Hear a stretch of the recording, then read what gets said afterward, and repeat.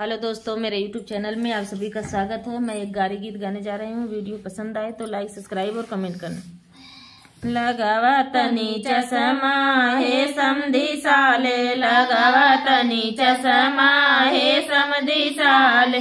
समधी का दीदी बहुत छिनारी, समधी का दीदी बहुत छिनारी। सोनरा के लइके घूम शहरे बाजारी, सोनरा के लेके घूम शहरे बाजार। कंगना पहना के लिहलस मजा मारी, हिलावा अब बेलना हे समधी साले, हिलावा अब बेलना हे समधी साले।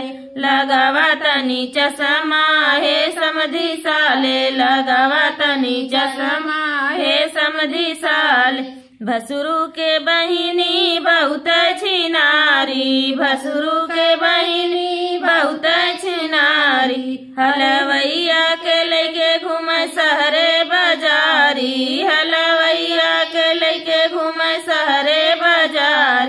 पेड़ा खियाई के लिहलस मजा मारी, हिलावा अब बेलना हे भसुर साले, हिलावा अब बेलना हे भसुर साले। लगावा तनी चश्मा हे समधी साले, लगावा तनी चश्मा हे समधी साले। समधी का बुआ बहुत छिनारी, समधी का बुआ बहुत छिनारी। बजजवा के लेके घूम शहरे बाजारी, बजजवा के लेके घूम शहरे बाजारी। चुनरी ओढ़ाई के लिहलस मजा मारी, हिलावा अब बेलना हे समधी साले, हिलावा अब बेलना हे समधी साले। लगावा तनी चश्मा हे समधी साले, लगावा तनी चश्मा हे समधी साले।